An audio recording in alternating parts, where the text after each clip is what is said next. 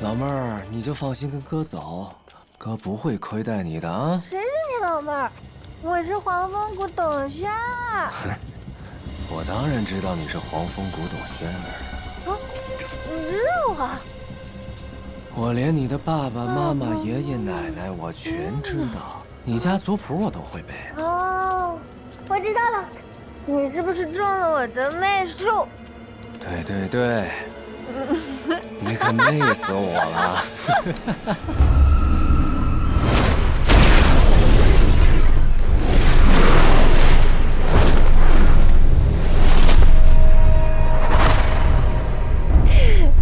哟，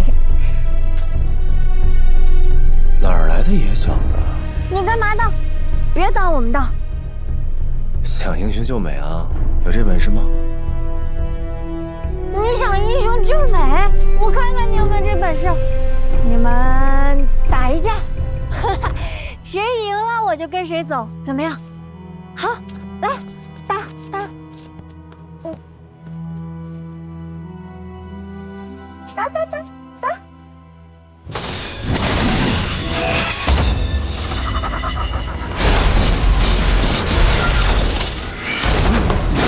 好奇怪的功法，为何不敢以真面目示人？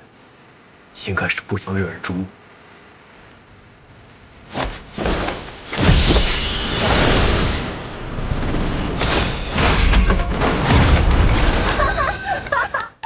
太厉害了！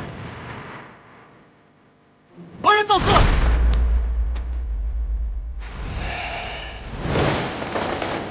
他被打跑了。你赢了，我跟你走。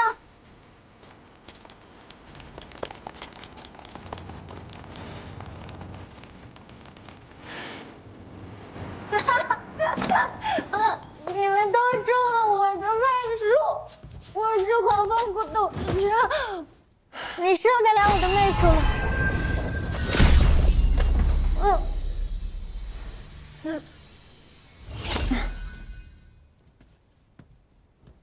完了，他这副模样，要是被师父师伯看到，岂不是要让我负责？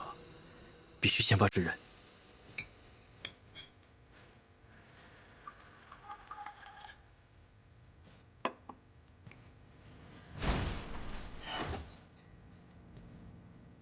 韩师兄，我这是在哪？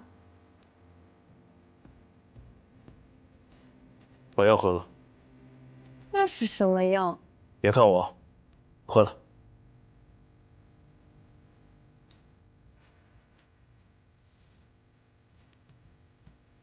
董师妹，早和你说了不要随意使用媚术，刚才那人反噬了你，让你神窝受伤，你需要过几日才能恢复的。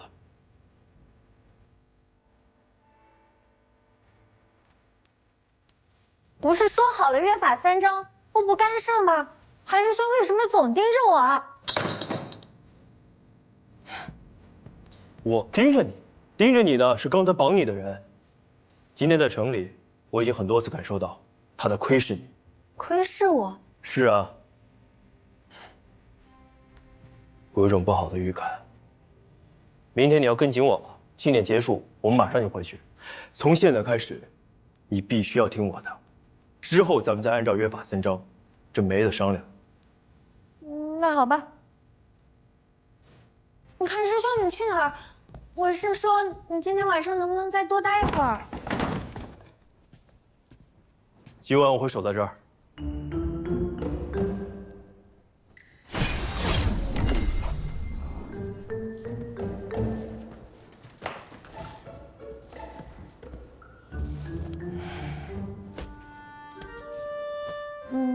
那今天的事儿，你不会和我师傅说吧？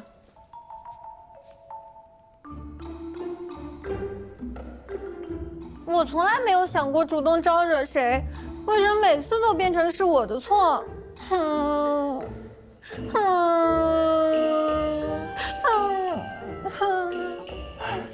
行了行了，我知道你不是故意使用媚术。今天的事儿我会保密，不告诉任何人。一言为定。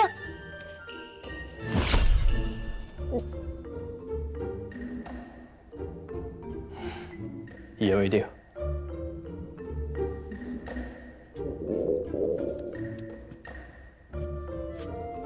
还是说我饿？睡觉，那我饿怎么办嘛？睡着了就不饿了。那我明天还想……你这人真无趣。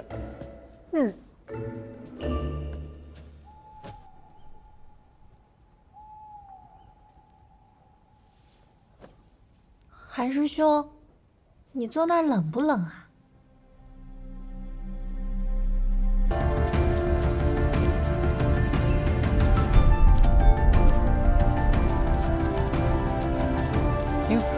这不是升仙令吗？升仙令！我叫韩立。韩立哪有升仙令响亮啊？不如改个雅称，就叫升仙令。你们两个少说两句吧。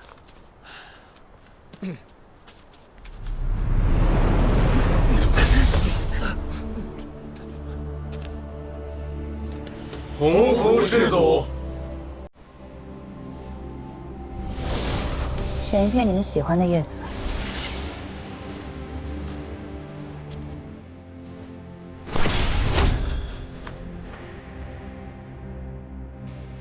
一会儿你们上去试试。黄风谷之大，凭你们的脚力，怕是10天也走不完。不会飞的人，在黄风谷根本无法立足。你们中的大多数人，恐怕只在梦里飞过。胆子小的，怕是连这样的梦都不敢做。这样的人，根本飞不起来。所谓修行，首先要打破内心的限制。鲲鹏能飞，人也可以飞，成天地之正，与6气之变，便可平虚御风。师祖，是只要相信自己可以飞，就真能飞？那我们修行之人岂不成了痴心妄想之徒？能不能是一码事，行不行又是另一码事。别人行，不代表你也行；别人不行，更不代表你也不行。宠辱不惊，随心而动，这便是修行者所追求的境界。好了，道理都跟你们讲完了。飞过前面那座山，你们便算正式留在黄风谷了。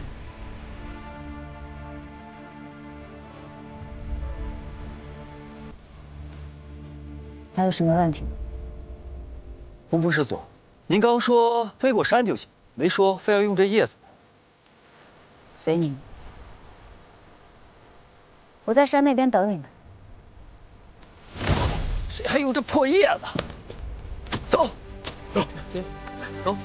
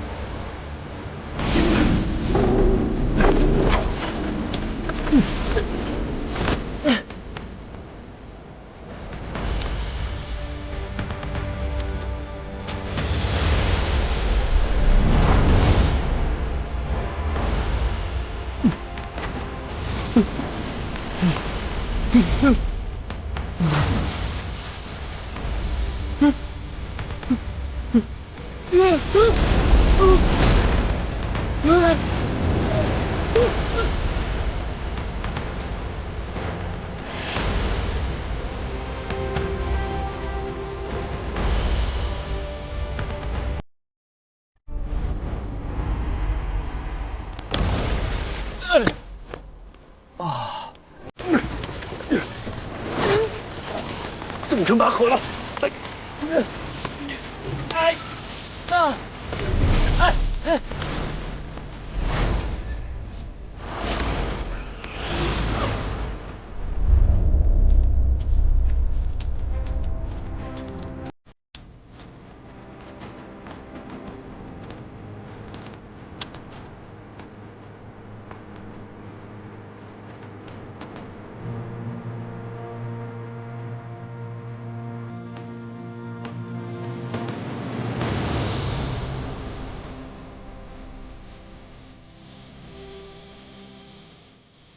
正天地之正。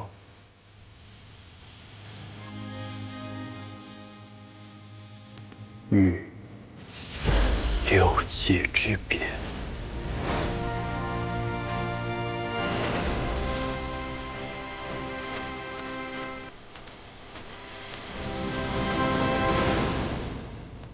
我来了。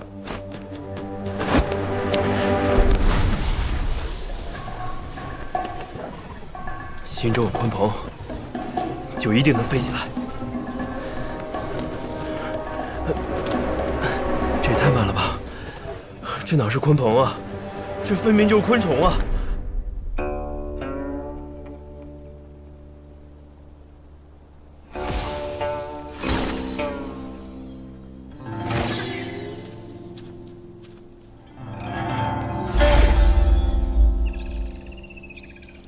怎么样？你什么时候会这种法术的？哎呀，人间四月芳菲尽，山寺桃花始盛开。哼，小意思。你可千万别让轩儿看见你用这招啊！他要是看见这些花花草草的，更没心思修炼了。哦，对，等一下。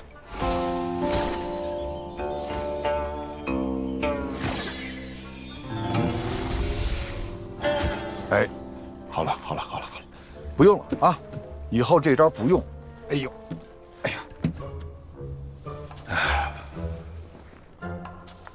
哎，师姐，你说这一届小屁孩的资质怎么这么差呀？是我见过最差的一届了。那也不能这么说。哎，那个圣仙令呢？这么好的机遇，不会无半点过人之处吧？确实可惜了那颗煮鸡蛋了。不过他也不能说全无优点吧？可能是知道自己平庸，所以态度啊、韧性啊，都还是不错的。哎呦，人生一世，草木一秋啊！照他这个资质，我怕是他到老死都用不上那颗煮鸡蛋了。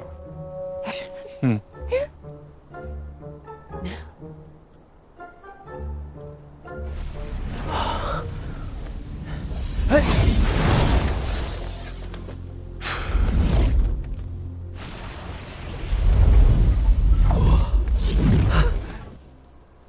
你这是干什么？好风凭借力啊，是燕雀还是鸿鹄？风力坚吗？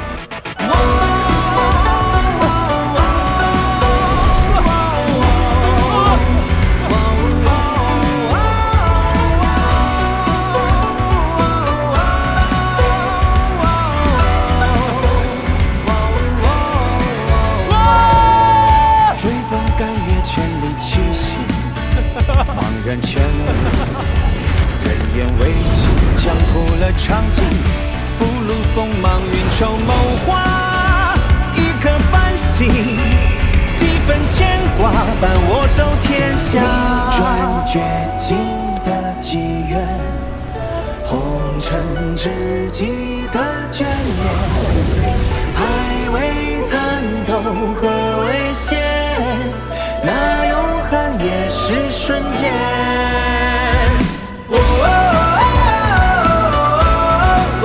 莫笑我平凡，孤身战劫难，世间起波澜。莫欺我平凡，存一心梁山，杀伐要果断，用练就不凡，闯三界浩瀚，轮回里涅槃。从今日开始，你们便正式成为黄风谷的弟子。作为掌门，对你们只有一个要求，就是潜心修行，不可惹是生非。你们在这儿的目的，就是修行，而修行的第一关隘，就是筑基。等到筑基之后，不用了，多谢。便可以吸收日月天地之精华，不食五谷，不纳污浊。所以，即便你们还在练气期，也理应开始辟谷。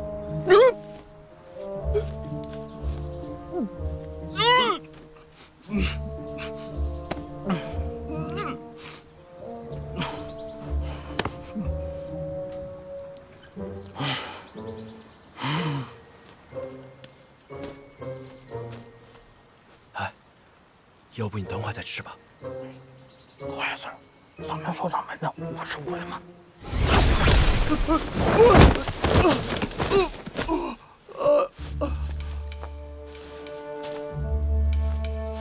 你若舍不得山珍海味，老夫还可以酌情饶你。可你连一块饼都舍不下，还怎么修行？谁说修仙就不能吃饭了？我家人都跟我说了，有个结丹区的师祖就特别爱吃，锅碗瓢盆都随身带着呢。吃口饼怎么了？不总比饿死强吗？好的不行。这个结丹期师祖怎么缠的？就是，别听他瞎说，胡说八道。真有这么缠的结丹期修士吗？升仙令是祖上定下的规矩，不得更改。你精进修炼，凭你的异灵根，说不定谷内会再赐予你一颗筑基丹的。再次。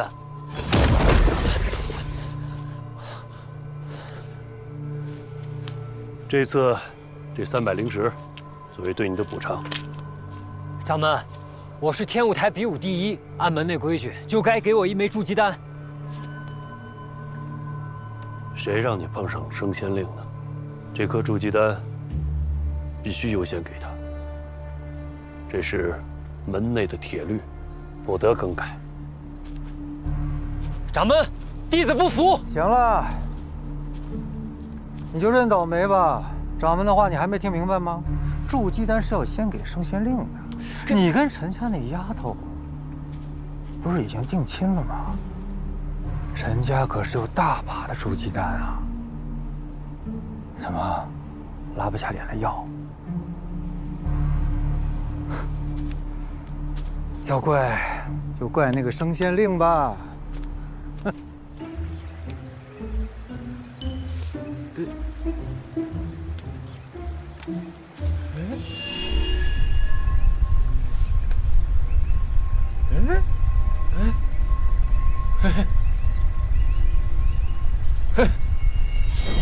好。怎么样？嘿，还真是好了。哎呦，嘿，没想到你小子还有这手，看来你对这些医药花草还颇有灵性嘛。啊，来，手到病除的奖励，收着。师叔，不用，给你就拿着。啊，刚说了，帮您把脖子上的大包治好，值2个灵石。然后呢，我选了10本书，还差2个灵石，所以呢，一码归一码，两清了。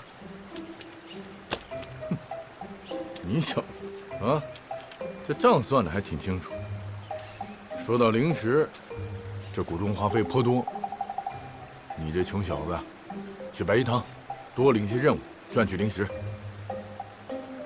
我现在有资格去领任务吗？就说我让你去的。谢师叔。这个叶师叔，明明他的眼神都在木雕上，我却有种被窥视的感觉。莫非人真的是能一心二用？进来吧。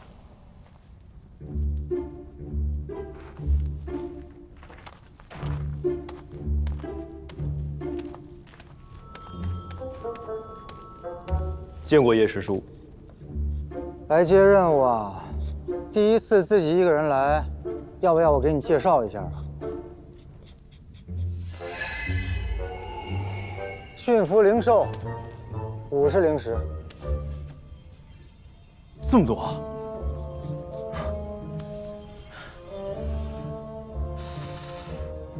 不过驯服灵兽会有危险吧？富贵险中求啊！你要是不敢呢，还有这个，移走一座山，100灵石。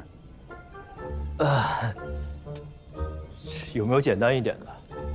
那么多灵石我也用不了。如果这2个你都看不上，那你就只能下个月再来喽。叶师叔，百药园这个任务还有吗？我能不能选这个？你可知道百药园是什么地方？啊，我之前飞行的时候往下面看过一次。如果只是管采药的任务，那我还是可以胜任的。别怪我没提醒你啊！百药园的灵草可比黄风谷的弟子要金贵，万一要是养死了1、2颗，要赔的灵石可不是几百几千能打住的。不相信我？弟子不才，还想试一试。哼，良言难劝，该死的鬼哦！拿灵石吧。啊？我来接任务，怎么还要给你灵石啊？按报酬分1成的介绍费啊，这是规矩。那其他任务呢？再说了，为了避免你毁坏灵草和赖账，接这个任务你还得押1000灵石作为保证金呢。没钱寸步难行啊！你一点灵石都没有，怎么在黄风谷立足啊？百药园。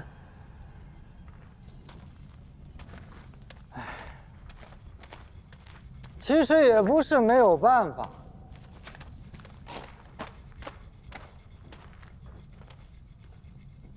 叶师叔是愿意帮我一把？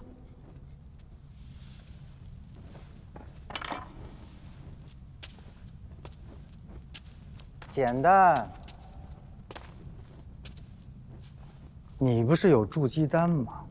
卖给我，你不单可以拥有一大笔灵石，我这儿还有更好的任务，随便你挑。叶师叔，这筑基丹你应该用不上了吧？是帮谁要的？你问这个有什么用啊？你一个伪灵根，一生都与筑基无缘，我愿意用灵石来买，你应该谢谢我。正是这样，只要有1/1000的机会，晚辈就不想错过。200灵石，我再给你加50，你可别得寸进尺啊！这可是250灵石，以你的实力，根本护不住这颗筑基丹，你又何必死攥着不撒手呢？万一要是误了性命，那就得不偿失了。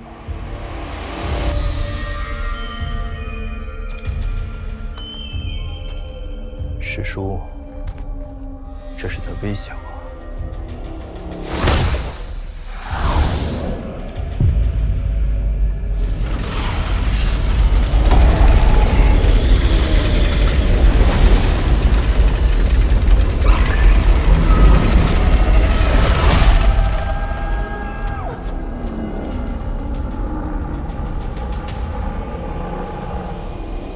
看来今天不拿出这个筑基丹，是出不去这个门了。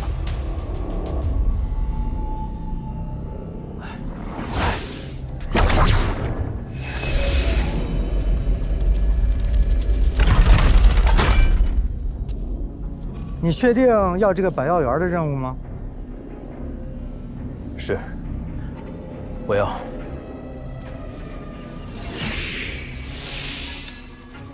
凭此令，找你的马师伯去吧。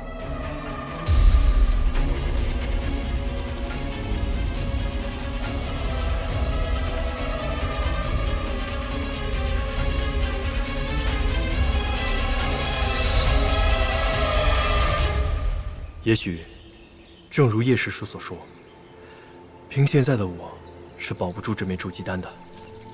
好在，得到了这百药园的任务，接下来可以潜心培植灵草，炼制丹药，提升修为。至于筑基丹嘛，总会有办法的。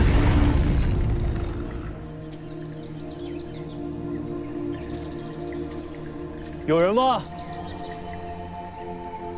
有人吗？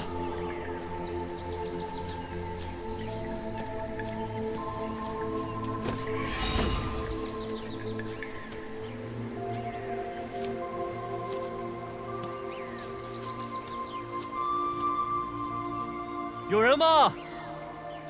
我是领了任务，前来看顾药园的弟子韩立，请问马师伯在吗？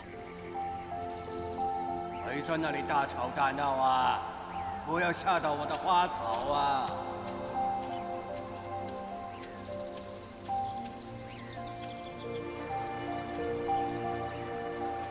是马师伯吗？如果我不是，谁是啊？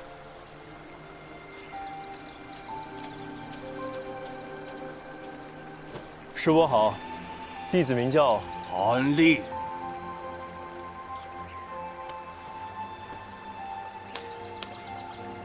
这里虽然是百药园，但这里面呢有过千万的药材。你想留下？那，你今天呢就数清楚这里有多少株。数错了的话，哈哈哈哈，明天就不用来了。除草药。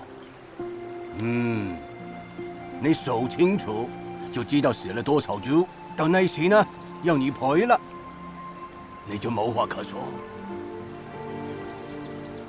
是。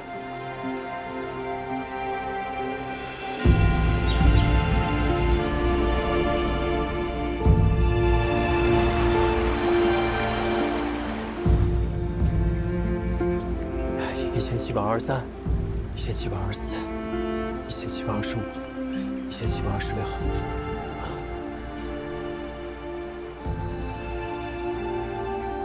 这里各式药草一共7123株。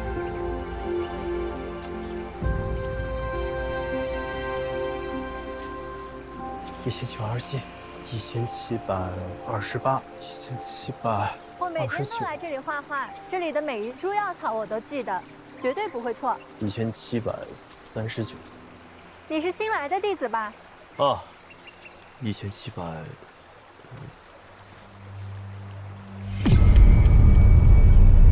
不好，他好像在用什么法术，功力应该在我之上。快走！等等，姑娘何事啊？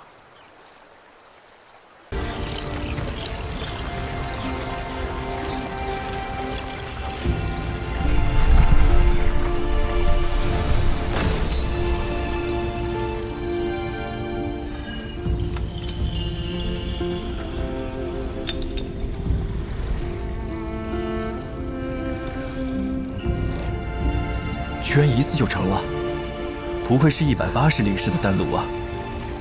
再炼一个黄龙丹试试。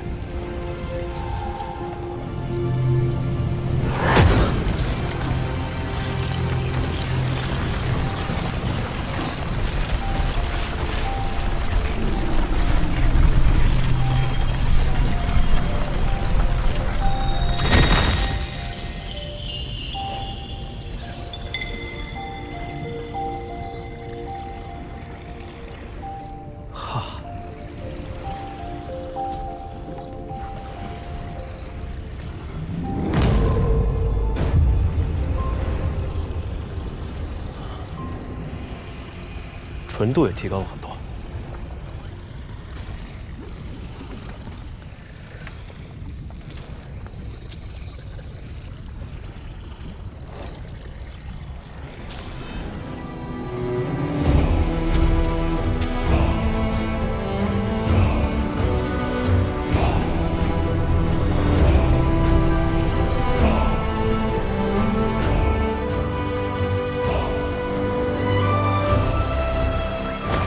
我在百药园开辟了一处秘密药田，用小绿瓶催生药草，继续实验推演不同丹方，炼制了不少有用的丹药。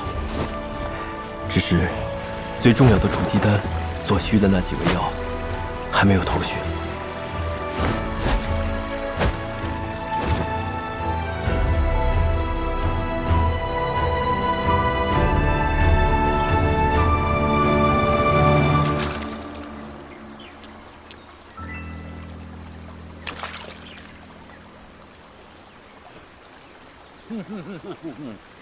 这血色禁地每回开放之前呢，这旗派都会选定一个地方，要搞一个会盟啊。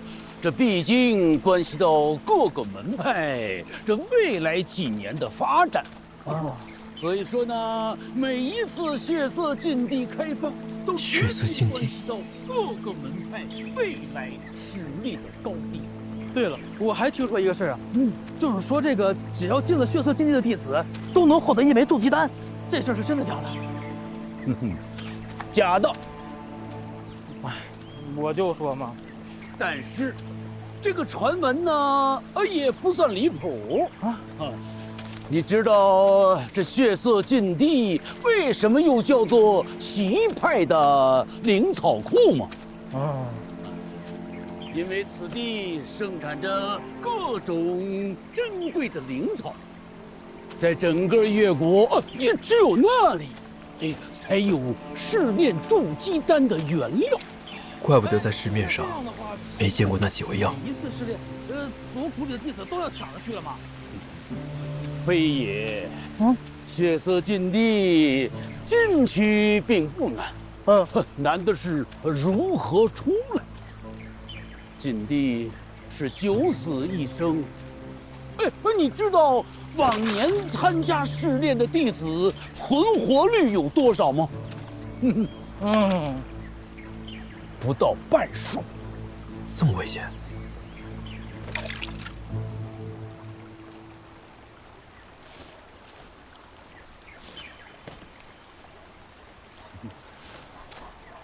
这位小友，你也对血色禁地感兴趣？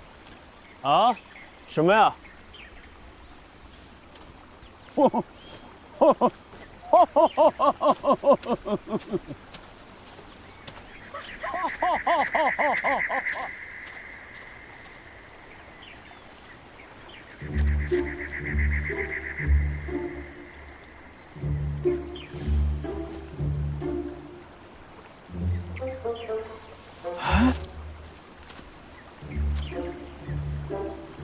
师弟，你吃的那是什么呀？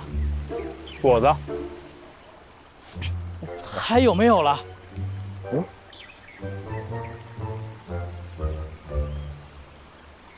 正好，还剩一个。哎，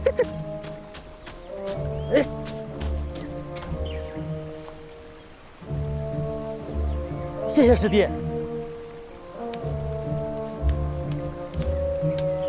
谢谢师弟。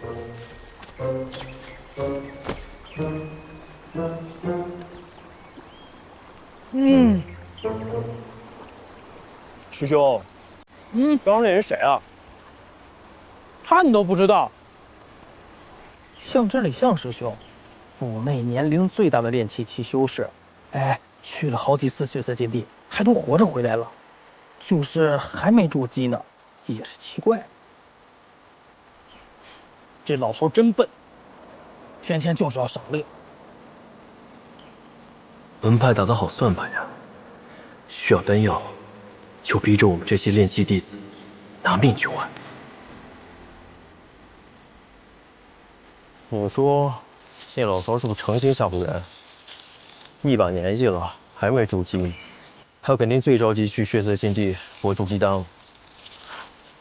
明明想去，又怕年轻人抢他名额，就来吓唬我们。不过，他万一说的是真的，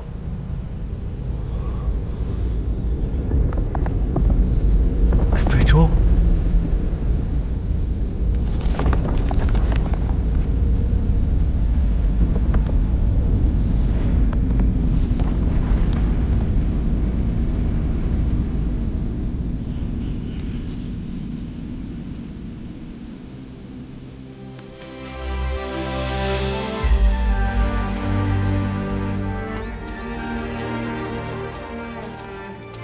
诸位长老远道而来，周某有礼了。我已在前机堂内摆下花果茶点，请诸位随我来吧。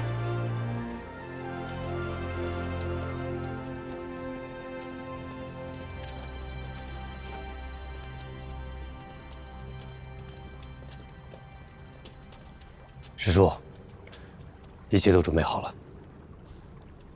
你先下去吧。是。来，吃，尝尝。哎，尝尝这糕点，哎，这好吃。这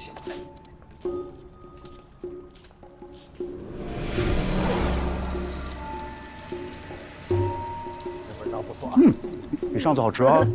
别吃了。就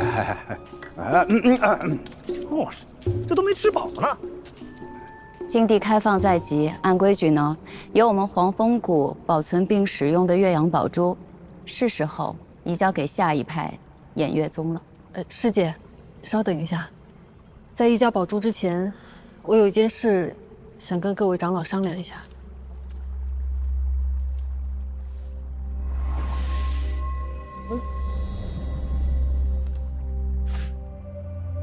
这不是筑基丹吗？质量差了点儿。哎，我这个好点儿。这2颗筑基丹应该是不同批次炼制而成。没错，浮云子手上这颗是20年的禁地材料制成的。那我这个呢？这颗是近期的禁地材料制成的。虽然都是筑基丹，但是两者的品质相差甚远。相信各位长老也有所察觉，禁地中灵草的数量、质量大不如从前。所以，我代表偃月宗在此提议，此次禁地执行后，将提前进入禁地封闭期，将禁地封禁60年。什么60年？这太长了吧？这太久了。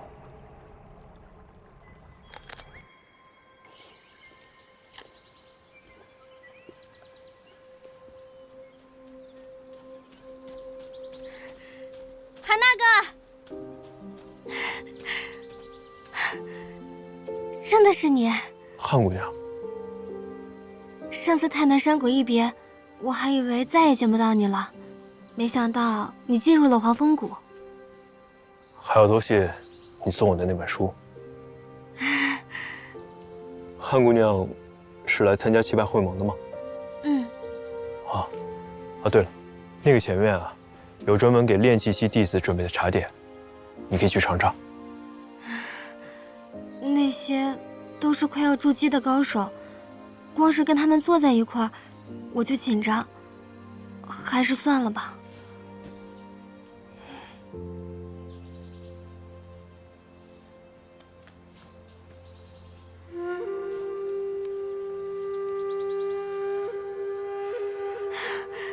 谢谢韩大哥。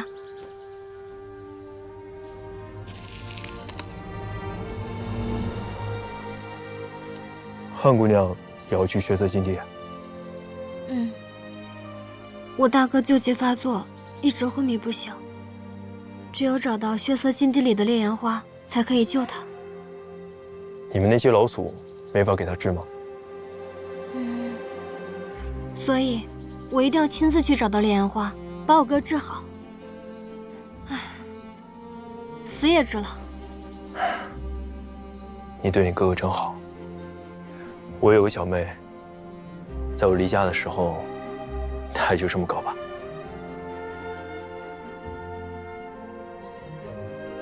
禁地中灵草珍贵，就算5年开启一次，采到的筑基丹原材尚且不够，改成一甲子，那缺的筑基丹怎么补？可不是嘛！就是你们偃月宗家大业大，那自然是备了不少筑基丹。可是我们这几派可不行啊，多少弟子排队等着呢。就是啊，怎么办？筑基丹之所以重要，也是为了小辈考虑。每次禁地一开，折损的炼气修士几乎近半，这些弟子的性命，诸位长老就不放在眼里了吧？天道有常，不为尧存，不为桀亡，这心里的慈悲，难道能大过天道？小小的筑基丹，搬上天道了，不至于，不至于。这看样子，你们黄风谷也是站在偃月宗那边的。这世上的天材地宝本就有限，有多少的灵草需要经过100年甚至1000年才能成材？近几年各派的弟子剧增，而灵草却是摘一颗少一颗。正是，现在的所作所为无异于杀鸡取卵。况且，我听说魔道6宗又有异动，我们更应该避免伤亡，否则他们攻打进来。魔道，几百年了，年年都说有魔道，可除了我们这几个老家伙，又有谁真见过？是啊。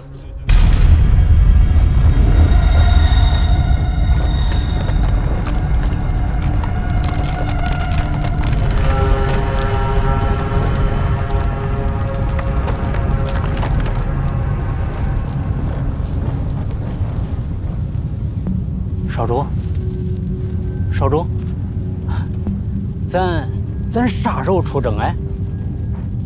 别总着急啊，这越国旗派里边烂马齐糟一锅粥，咱虎了吧唧就这么上了，得折多少人？少主恕罪啊，但是恁姑半个月头里都已经进军讲过了，若是被他抢了先，少主的处境恐怕得更加的不得劲呐。 那就是，我姑这人确实虎，但我比较善用巧劲儿，也借这机会给我爹瞅明白了，这鬼灵门以后得给谁。那恁想咋着呀？一动别动，一动不动。少主，不可越过来噻，指定得去啊。咱仨人够了，都咱3个，大军不去了。 讲话，这血色禁地也快开门了，是时候让这帮旗派大傻子们忙活起来了。再一个啊，你们俩到那边之后，能把嘴闭上就闭上，人那边说话不这味儿。中，那就是。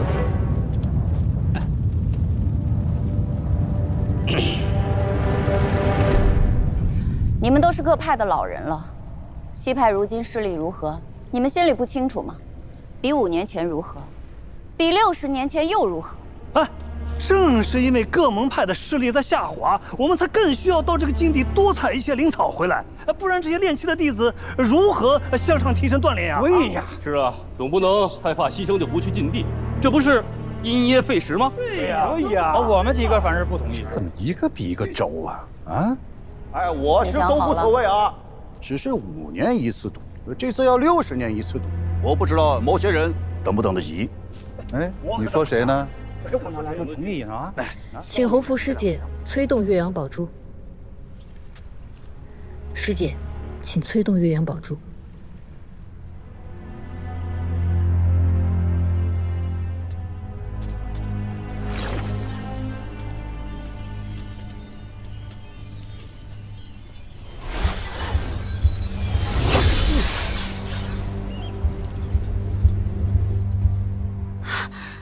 那是什么？岳阳宝珠。看来长老会那边有情况，我先去看看。潘姑娘，一定要从禁地平安回来。嗯，再见。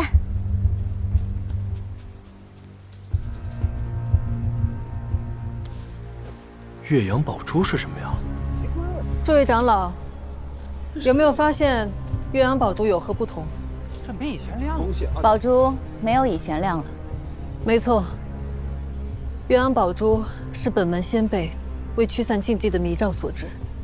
宝珠吸收日月灵气，绽放光芒，但你们恐怕不知，每当天有异样，宝珠也会受其影响。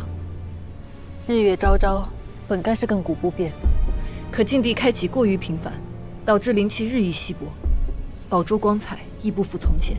这还不能印证我的说法吗？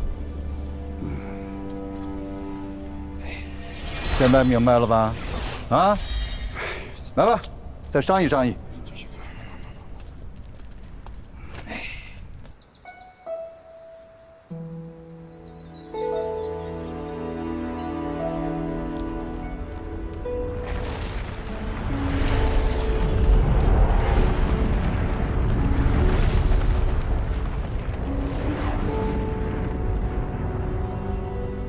这血色禁地如此凶险，要不等下次开启，准备充分些再去吧。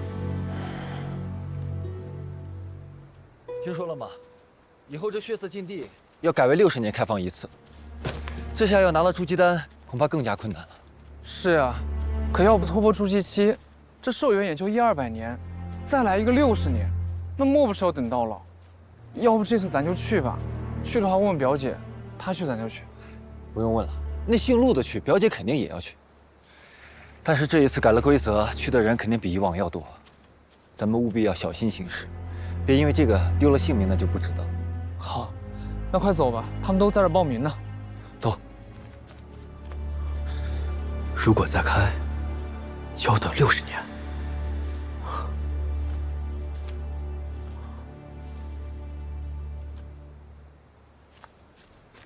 向师兄，不是说这个报名血色禁地的在这集合吗？咱俩来，会不会通知错了呀？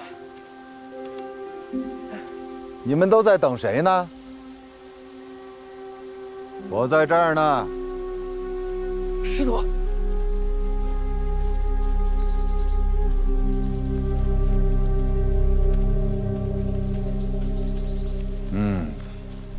拜会师祖。来的人还挺多。哎，你们都做好送死的准备了吗？啊？不是我吓唬你们啊！我们黄风谷弟子数千，筑基的有多少知道吗？不过100人。知道是为什么吗？因为筑基丹稀少。不光如此，还因为炼气与筑基虽然只差1阶，但是境界却相隔10万8千里。所以啊，有很多人都会像你们一样，都想进。阁下还是先回去吧。堡主也别忘了，只有愿意帮你的才是朋友。别说了，走吧。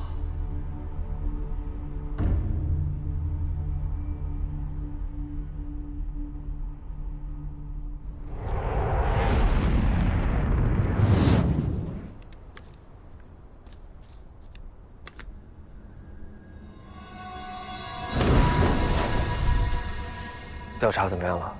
燕云山黄州派人去血色禁地，不是为了筑基丹，而是因为他重病的闺女。他闺女？这妮儿名叫燕如烟，乃是数百年难得一见的天灵根。天灵根？所以啊，燕家宝一定要保他。不过嘞，他旧疾发作，命在旦夕，需要只在禁地中生长的血灵花救命了。那确实。原来如此，那也就是说，只要掌握了血灵花，就能掌握燕家宝；掌握了燕家宝，就能掌握这次战争的先机。有点意思啊！这下中国又有事儿做了。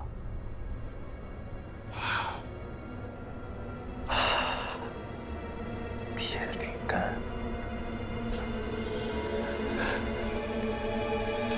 终于让我找到你了。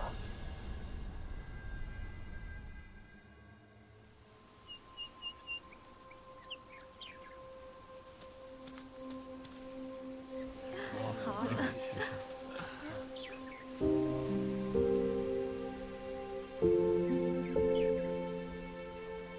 他不会想起来那天的事儿了吧？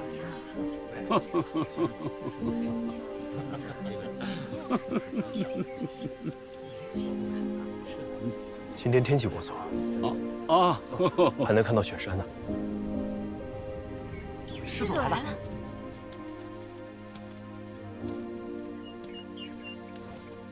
师祖。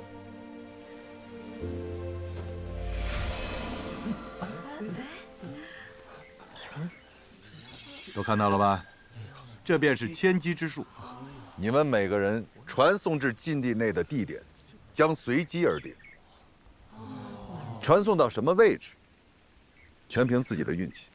门派能做到的，就是在你们的身上种下本门的千机之术，在一定范围之内，你们可以感应到同门的方位。这次试炼，各门派都在暗中较劲，采回来的灵草数量将会直接影响未来60年各门派的地位。他偃月宗仗着自己家大业大，随意修改禁地的封禁时间。我们灵兽山绝对不能被他们踩在脚下。要让他们知道，谁才是七派中最能打的。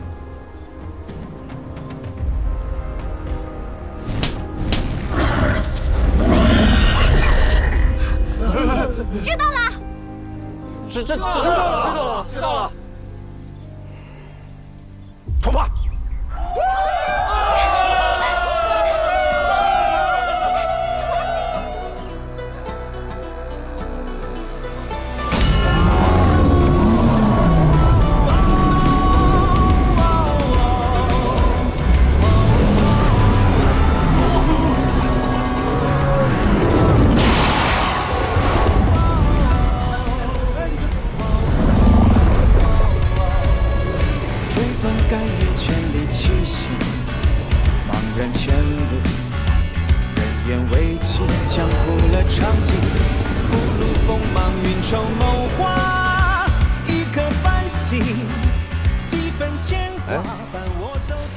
几天不见，怎么胖了？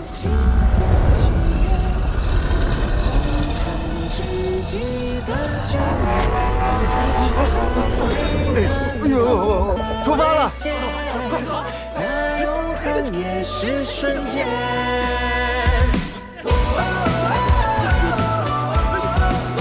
我笑我平凡，飞了！生长艰难，是坚强不难。我弃我平凡，存一心良善，杀伐要果断。命运里暗涌悲欢，生死间力挽狂澜。信念和地裂慢慢归来，是当心圆满。终点就不三界浩瀚，轮回里涅槃。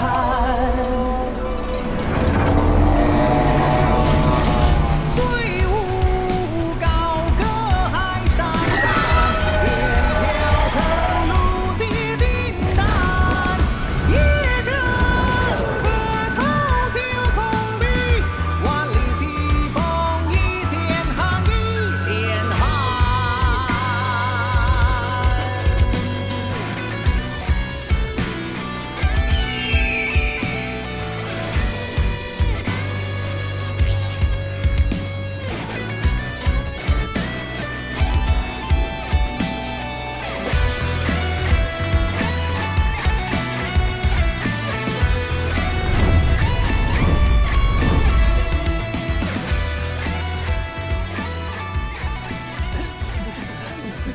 稳住！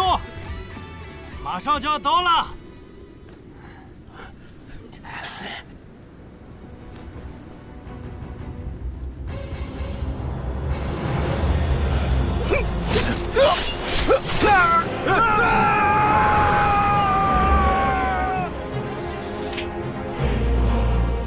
诸位，守住要领，绝不能让叶家堡的人拿到血莲花。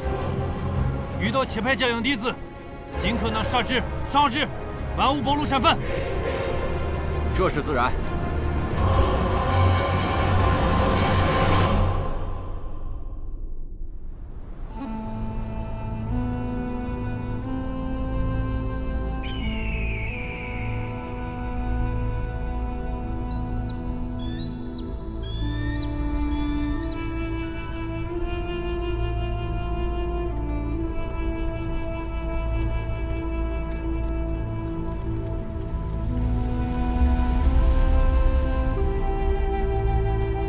这里就是血色禁地，怎么没有动静？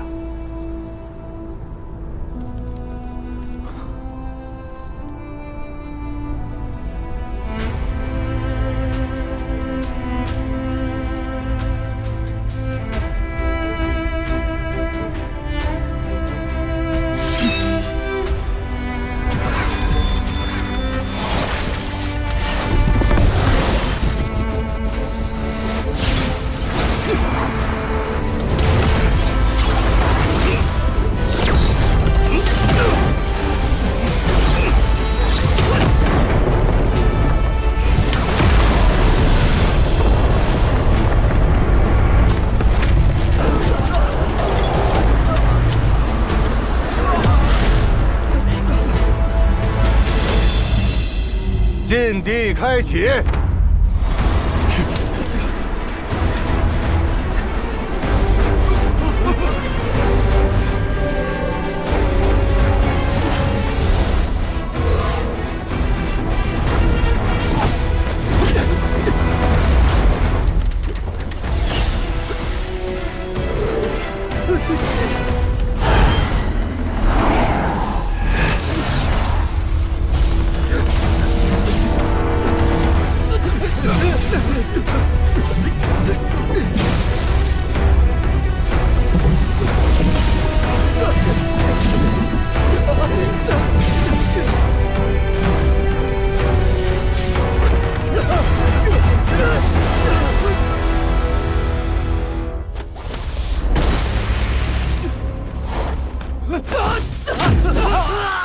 这是哪儿啊？先躲起来，观察一下。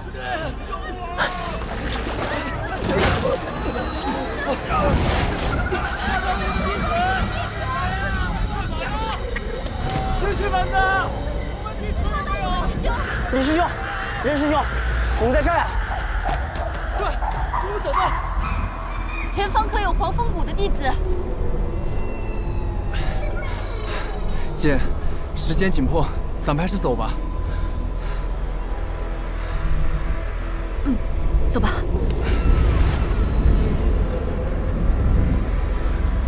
小绿瓶的秘密，可不能让他们知道。接下来还是单独行动吧。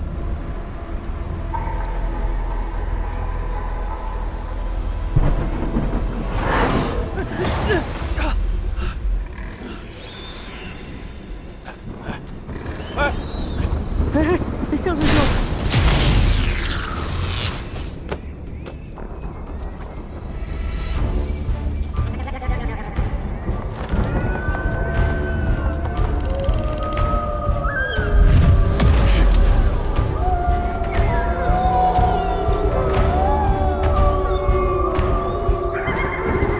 好戏开场了。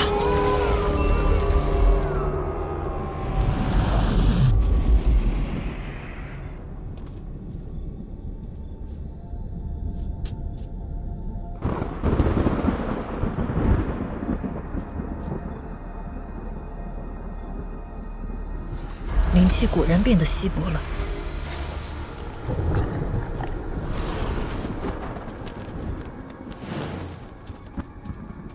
师祖，没想到这融灵符还真有用。此符能将人的灵气连接在一起，就算传送是随机的，也有一半的几率散落在彼此周围。居然落到这儿，看来我们的运气不错。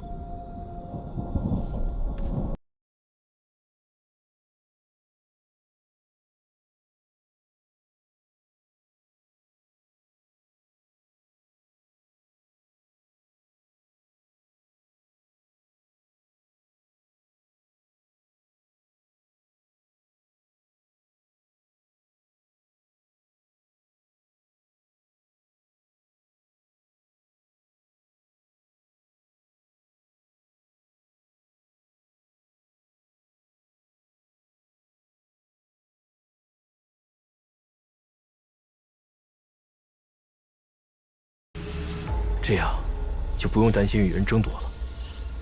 取些幼苗种子，再用小绿瓶催熟就好。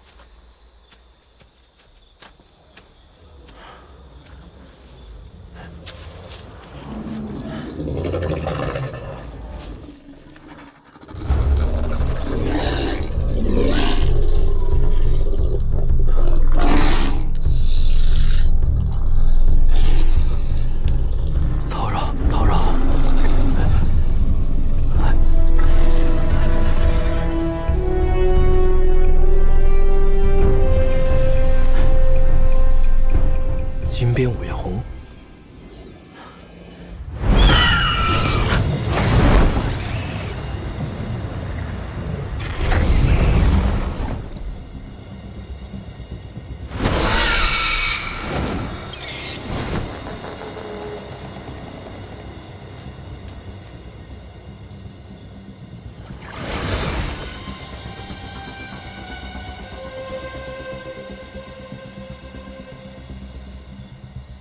这么快就死人了？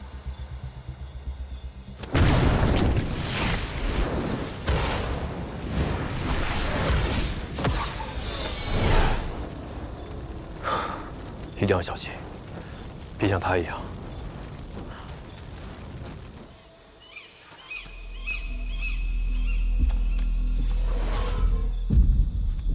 乌龙潭东北角，地势偏僻，以数十丈的潭渊为中心。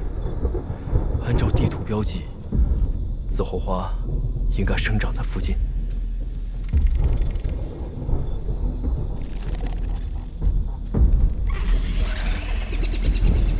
好浓的瘴气！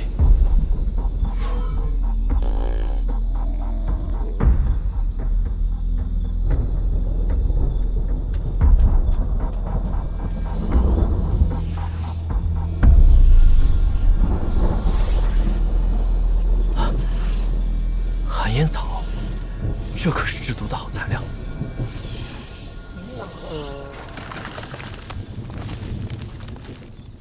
谁在那儿？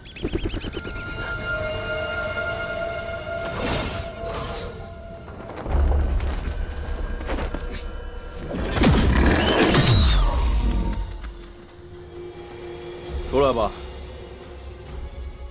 我看到你了。难道我的隐身符失灵了？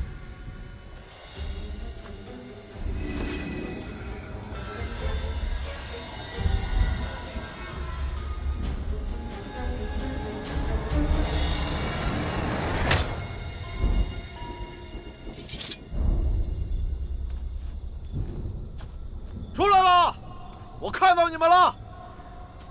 虚张声势的家伙！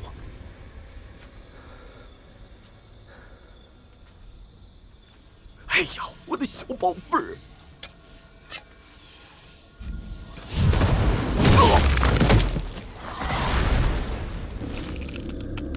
寒冰蝉，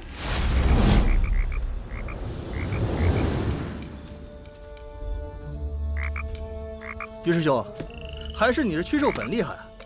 一小瓶竟让寒冰蝉乖乖听话，又干掉了一个气派高手。这些小家伙们可立了大功。寒冰蝉性情温顺，只要不主动去招惹它，几乎是不会攻击人的。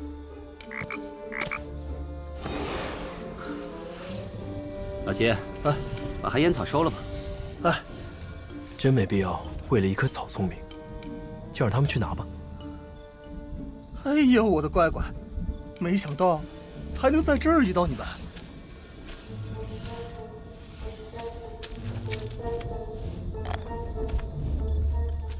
小心点儿，可别中了埋伏。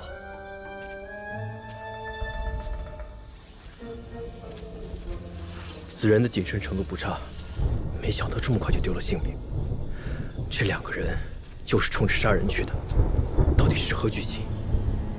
他们怎么还不走啊？哎，算了，他们不走，寒烟我走。虽有剧毒，可没想到长得这么漂亮。是啊，哎，咱把他储物袋也收了吧。哎，好。哎，奇怪了，刚刚还在这儿呢。难道这里还有别人？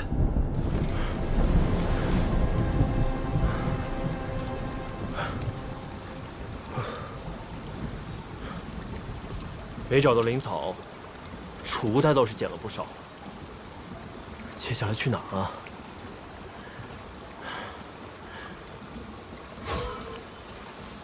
这附近哪有紫红花呀？看来门派发的地图也不完全可靠。哎，向师兄，路滑，慢一点。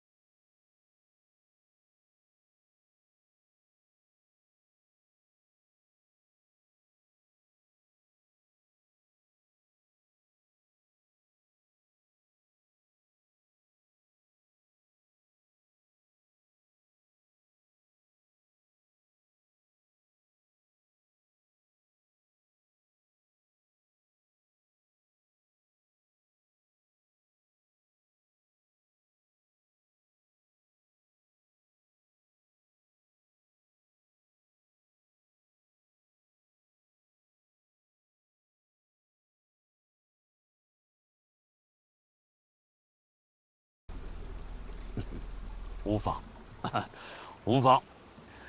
不过韩师弟，你也不必拒绝的这么快嘛，啊？莫非韩师弟有什么志在必得之物？既然此人不识抬举，相兄何必跟他多费口舌？对啊，小兄，让他自生自灭吧。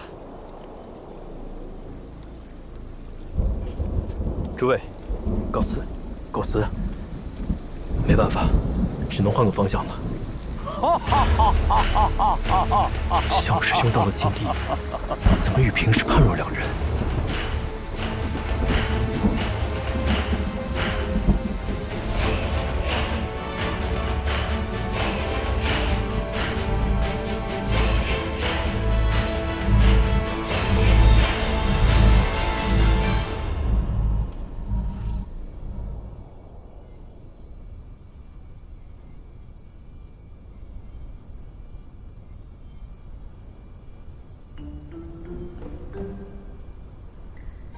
老杜狗，哎，老杜狗，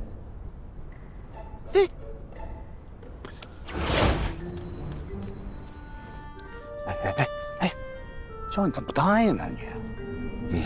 杨明志，哎，咱们要不回去？什么赌啊？不赌了。这场战斗关系到咱们7大派往后60年甚至100年的发展，是不是？没毛病吧？所以呢，咱们就赌哪派采的灵草多，谁赢。行了吧？你说的就不成立。那万一一样多呢？哟，对吧？这是个问题啊。那我想想啊，要不这样，咱们就赌啊，那出来的弟子是单数还是双数？